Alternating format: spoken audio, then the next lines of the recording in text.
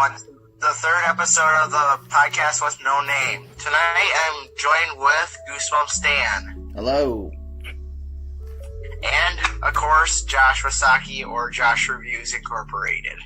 What up, y'all?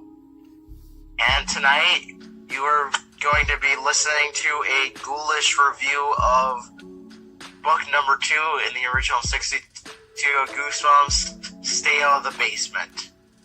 So, anyone have a starting thing? Stay out of the basement! Sorry. Thank you for making I have earbuds in and now my ears are ringing. Thank you for that, sir. Well, I guess you're going to stay out of the, range of hearing as well, staying out of the basement. Okay. Fun fact. I also have something to say. Stay out of the basement! You go in the basement, boy, I'm going to pull off the belt again. You old bot. Okay.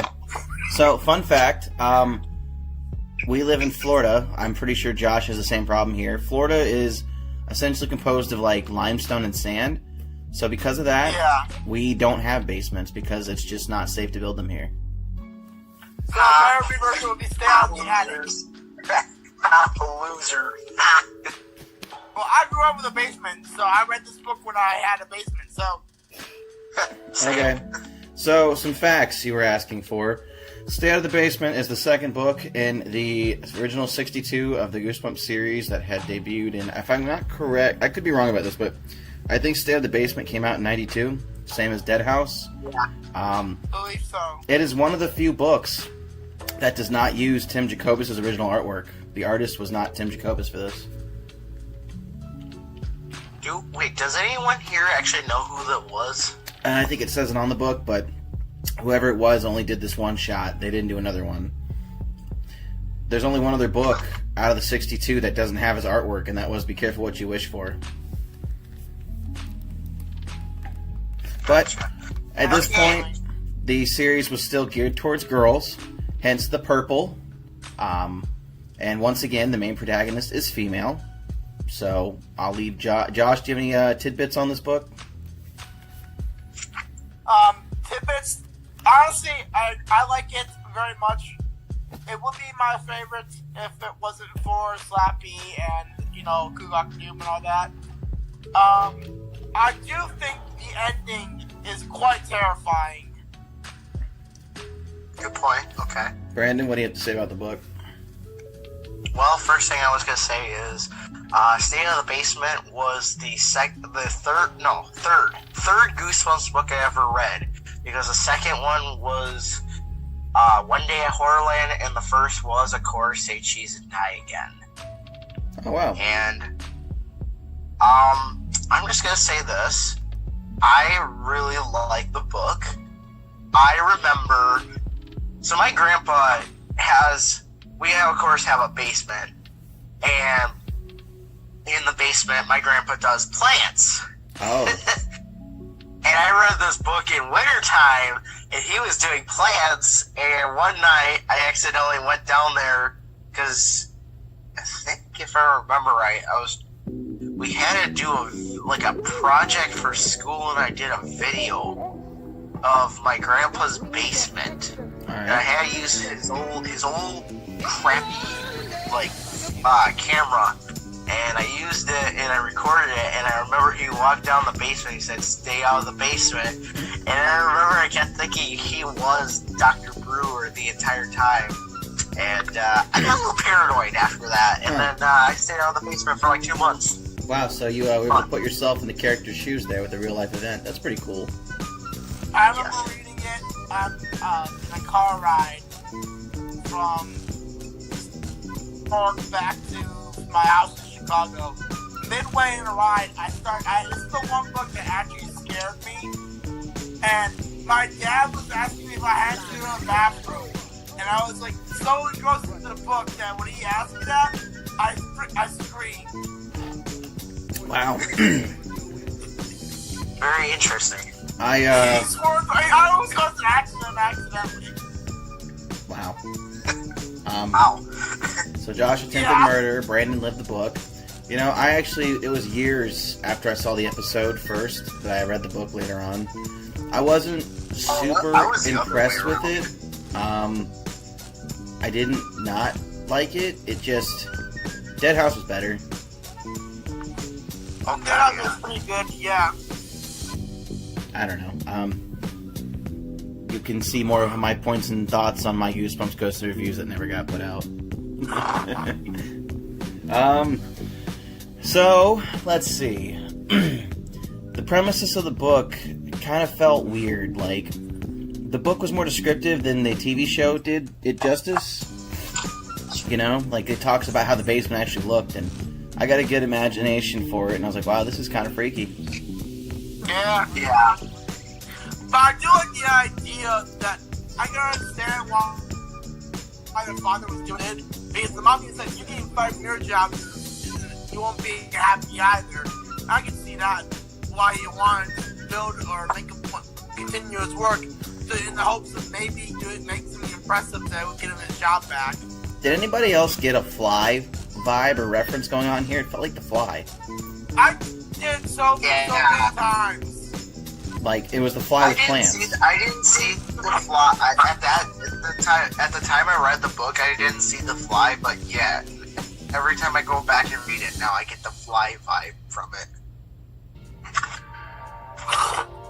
Yeah, it, I don't know, the whole idea though, the whole animal plant cross hybrids seems kind of cool. You know? Yeah. I also like the thought that they left it open-ended with a dark ending. I really wish we would have got a sequel for it. It's actually on that video I'm writing a script for, the top 10. It's one of the ones that deserves a sequel. Oh god, yeah. What's the next sequel? Stay Out of the Attic? I had talked about that. I also said, you better stay out of the basement, or stay out of the basement 2. That's good. The idea of... Or return to the basement. That'd be kind of cool. But the reason why I always thought this was to bring up an old video from what's her name?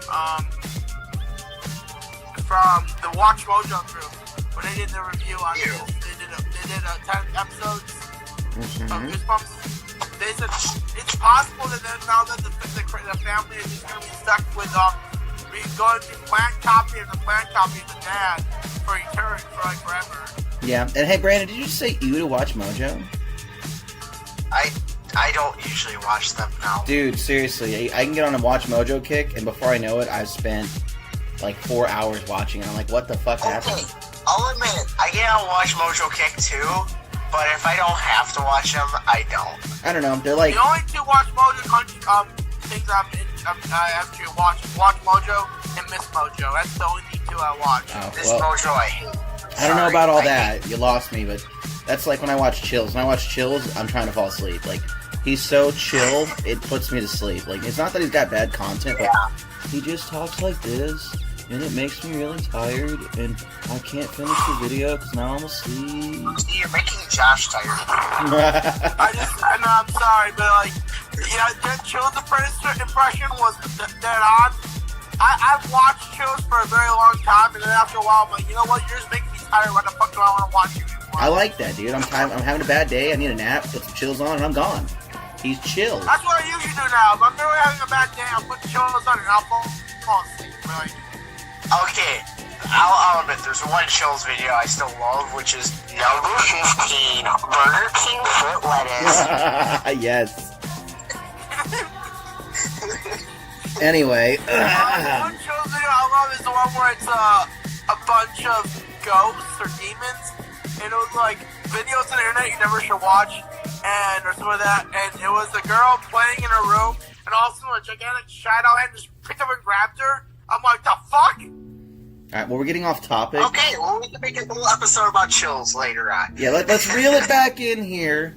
How about we go to a rating system for the book? God damn it, cat. Sorry about that, guys. My cat's on a rampage. Alright, so, Brandon, if you're going to rate this book on a scale of 1 to 10, what are you feeling? I'm going to give it a 7.5. Right in the middle. Alright. Josh. Wait, hang on, before that. Brandon, why do you give it a 7.5? Well, one thing is, as much as I love the story and, like, I love the whole idea of, you know, the dad's a plant and stuff, it just like it. Okay, I still have this stuck in my brain because like the first time I read it, I was sick when I was reading it, and there was one part, I think it was like the middle of the story, where I just literally just passed out. I got bored really quickly. Yeah, I feel you there. All right. So my brain now just goes straight to like, okay, 7.5 because I kind of got bored of it a little Josh, what do you rate the book on a scale of 1 to 10? I'm giving it a solid 8.5 out of 10. My reasoning, it was a great book, don't get me wrong. I love the story. I just didn't like, honestly, I do like the ending, but I don't like the idea of it, because I kind of like when there's a little bit more resolve in the ending. Like, Welcome to Dead House had a good ending, okay? Yeah. Good point. This one had no resolve. I could have, if I was Arya Stein, I would have made the twist endings a little bit later in the series instead of starting off right now. You know what would have been a better twist ending? Instead of the plants talking to her at the very end, she could have cut her hand. No, hear me out. She could have dropped the flower pot, cut her hand, and then when she goes to touch her hand, the blood's green. Yeah, that would have been a better ending. I'll admit, that would have been a better ending. But that's just me. Like that food, she was supposed to be eating the Jewish food. Yeah. Was actually going to turn her into a plant copy, actually. Yeah. Or, you know, she could have came inside, like, hey, Casey, you want to go outside and play with me, your sister? And Casey's in the fucking trash eating the goop. And he looks back and he's got leaves on his head. Like, there's just so many different things they could have done with that, you know? Yeah. But, you know, Kind of made it like, kind of better. I guess I'm going to go to my score now. I'm going to give it a 6. So, Wow. Okay. again, it wasn't bad. Just, the concept is great. The execution is weak. I'm sorry. Good point. Like, the episode was more Nightmare of Fear than the book for me. I mean, when they had that, like, that plant with a face, like, comes out and shit, the mannequin face, I was like, oh, God. Maybe not want to fuck with plants as a kid, you know?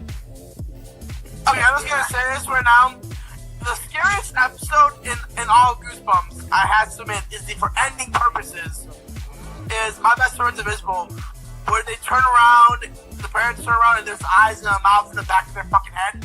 Yeah, okay. Well, let's save that for when we do a top 10 video together, because we'll do one of these fat podcasts here. Maybe for Brandon's birthday we can talk about the top 10 episodes. We could do that. We could. I mean, it's coming up. Anyway, so, let's see. 8.5, 7.5, and 6. That gives us about a square average of 24. Divide that by 3. The book... 7. No, 8. Or 8. Funny enough, the 8, book yeah. scores an 8. So, wow. Average 8 for us, which is good. That's a B+. Wow. Alright, Plus, let's rate the episode on a scale of 1 to 5 so I don't have to do as much math. Brandon, episode, go. I'm going to give it a 4. I really like that episode. Okay, fair enough. It was a 2-parter too, so yeah, hour long. It was a 2-parter. The first time I watched it was when it was on the hub, when they were doing that big Halloween marathon. I was sick. I had the flu. It worked out perfectly. There you go. Josh, 1 to 5, go. I'll give it a 5 because I have a cousin who was a botanist, and it was the only movie he ever watched with me. So, Damn. yeah. Hey, I'm gonna do the Wow. same thing and go below here, and I'm gonna give it a 3.5. Not bad. okay. I don't think it needed to be 2 parts. There were better books out there that deserved a 2-part episode than this one. Like, Attack of the Mutant was a 2-parter, which Ghost Camp, Haunted School, there would have been better episodes. Yeah, you know, they could have just erased this as 1 part and made another episode of something else of a whole other book. You know? Yeah. But Good point. Good point. I'm just saying there are some books that didn't need to be 2 parts for the movie, for the film adaptation. This was one of them, but doesn't mean it was bad. I think it was executed well for what they did. It just didn't need to be an hour. So let's see. 5 and 4 is 9. 12.5 divided by 3. Okay, so this is a 4.5 as well. So the book by itself scored an 8, and the TV adaptation scored a 4.5. So almost a perfect score. Which I'm pretty sure those numbers were higher than Dead House, but I have to go back and listen to know for sure. Alright, well, Anybody got an announcement here? Yeah, announcement section, go. I'm going back with that musical reviews. Coming back tomorrow with the musical 6. Just got into it. Just finished listening to all the songs, so I'll bring you that musical tomorrow. All right. Brandon, any upcoming news? Birthday, live stream, esports, epic, Fuck Tuesday. I'm gonna be 16, guys. This is gonna be the last podcast when I'm 15. That's crazy. You know what? Happy birthday! Woo! Your birthday's Tuesday? Yep. I might not be able to wish you a happy birthday on Tuesday, so I'm gonna wish you now. Happy birthday, because I'm hanging out with my friends. Thank you, Calbrand. Another announcement is the script is almost done for my Marvel Zombies vs. Army and Darkness review. I think I have at least 10 more sentences, and then I'm done. Nice. And I'll start recording. Nice. Hey, Dalton, could you do me a favor, man? Huh? From now on, when you're gonna send me stuff, I'm having problems with my Yahoo account for email. Could you send it to me to my Gmail? How about this? Message it to me so it doesn't go out on this podcast, and yes, can do. I will, sure. I will definitely be editing that part then. That's fine. So, last but not least, for my announcements, I am almost done recording my first original scary story, kind of like Zach Baby TV does. I'm going to actually give you guys a hint right now. Are you going to be doing it like 24/7? Not as much because it takes me longer without a microphone and stuff, but I'm going to give you a preview right now. Don't tell anyone, especially not Zach, because I don't want him to jump on this bandwagon yet. This is my idea. He hasn't done any of these yet, so I'm hoping this becomes my cornerstone. This one is a Bigfoot encounter. Alright. And Josh is in it, and Brandon... I will edit that part out so Zach can't hear it. That's okay. Brandon, you're not in it, but don't take offense, you'll be the next one. This is a bloody one. I didn't want to kill you. I really don't care. Who knows? You'll have to listen to find out. Last but not least, keep your eyes peeled for the Horror Burritos episode of Hellraiser coming out very soon, as soon as I start editing it. And look forward to our next episode we're going to be filming, which we're reviewing Scream. Ooh. With that... And look up for our next episode of the podcast with no name where we review Monster Blood. And we may also vote to change the name since there's like 20 other podcasts by this name. Nobody knows. Yeah. We'll see. Alright, you guys have a kickin' night.